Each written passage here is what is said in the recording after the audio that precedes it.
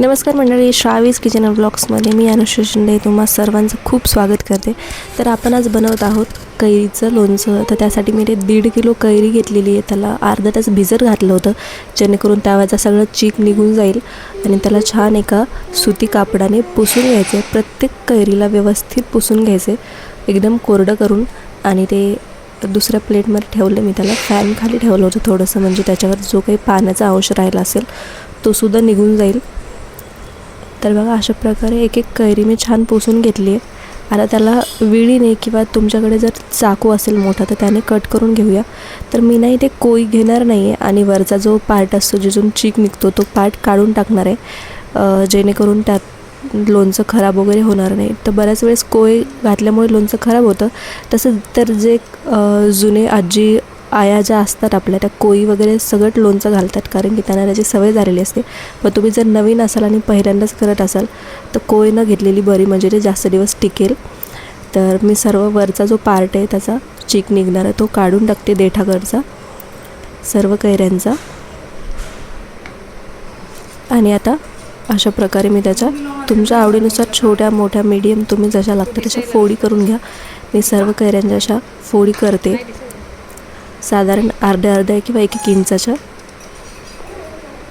तर ना लोणचं करताना जी पाडाला आलेल्या ज्या कैऱ्या असतात ना त्याच वापरल्या जातात। पाड येण्याच्या अगोदर जर तुम्ही लोणचं घातलं तर ते खराब होऊ शकतं, त्यामुळे जी गच्च आणि प्रौढ झालेली कैरी असते तीच घ्यायची असते। तशाच सर्व कैऱ्या मी कट करून घेतलेल्या आहे, त्याचे छान तुकडे केले। आता त्यामध्ये मी इथे अर्धी वाटी मीठ घेतलेले, मी रेग्युलरच मीठ घेतले। बरेच जण यामध्ये खडे मीठ वापरतात, तर मी रेग्युलरच घेतले। ते मीठ त्यामध्ये असं छान मिक्स करून घ्यायचे आणि अर्धी वाटी हळद घ्यायची सोबत। अर्धी वाटीपेक्षाही कमी हळद घेतली मी, म्हणजे 6 चमचे मीठ आणि 4 चमचे हळद असं प्रमाण मी घेतलेलं आहे। तर टीस्पून वापरला आहे मी, आपण जो पोहे खायचा चमचा असतो तो। आणि याला छान कोट करून घ्यायचे हळद आणि मीठ कैरीला। लक्षात ठेवायचे आपले हातसुद्धा कोरडे असायला हवेत, पाण्याचा कुठलाही अंश आता कैरीला लागता कामा नये, म्हणजे ती खराब नाही होणार आहे।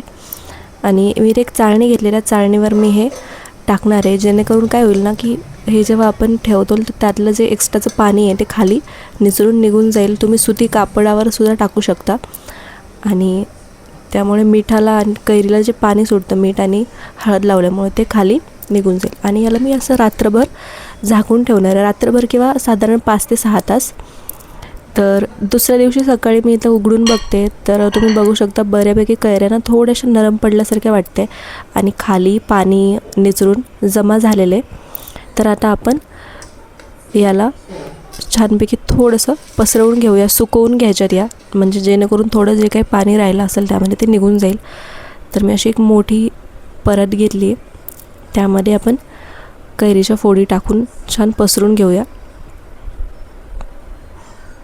अशा पद्धतीने छान पसरून घ्यायच्या फोडी।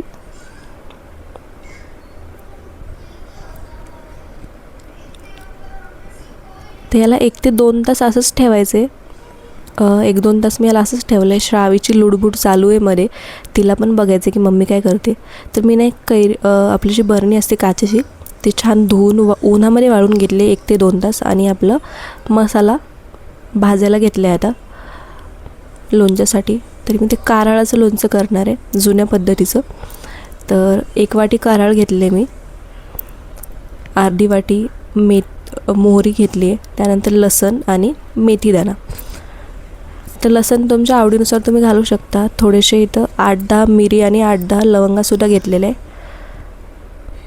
त्याने छान असं कारळ तडतड उडून भाजला आणि त्याचा खमंग सुवास सुटला की ते काढून घ्यायचे।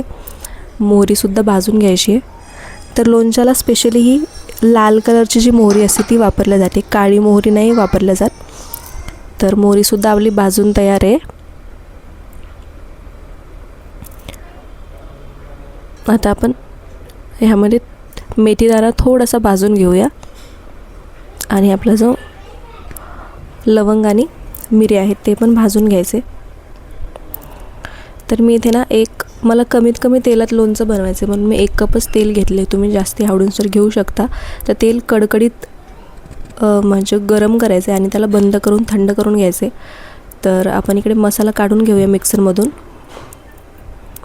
कोर्स मोडमध्ये काढायचं आहे, खूप जास्त बारीक नाही करायचे. हे बघा अशा प्रकारे दरदरीत काढून घ्यायचे. बंद चालू करून मिक्सर. तेलसुद्धा बऱ्यापैकी थंड झालेलं आहे. आता हे तेल आपण लसण आणि जो बाकीचं जे मसाल्याचं सामान आहे ते तेलात टाकून ठेवूया. आणि हे जे कोर्स वाटलेलं मिक्सचर आहे ते आपण आपल्या फोडींवर पसरून घेऊया.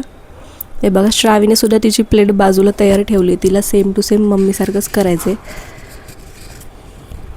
तिला मी 2-4 फोडी वेगळ्या काढून ठेवल्या. तर हे छानपैकी सगळीकडे कोट होईल अशा पद्धतीने कराळ आणि आपल्या मोहरीचं मिक्सचर टाकून घ्यायचे.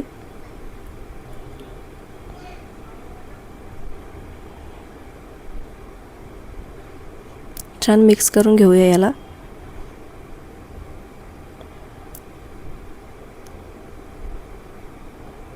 सगळ्या साईडने कैरीच्या फोडींना ते कोट होईल हे लक्षात घ्यायचे. आणि खाली मी पेपर घेतला की जेणेकरून खाली फरशीवर काही सांडणार नाही, घाण नाही होणार.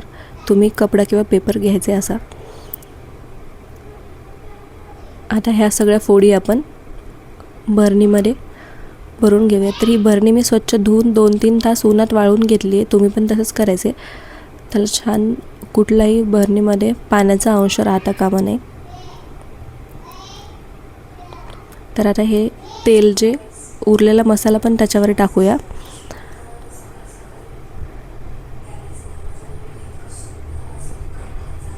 तर आता आपण यामध्ये थंड झालेलं तेल टाकून घ्यायचं. तर तेलामध्ये मी आपले लवंग, मिरी आणि लसूण असं टाकून ठेवलेलं होतं आणि ते आता भरणीमध्ये वरतून टाकूया.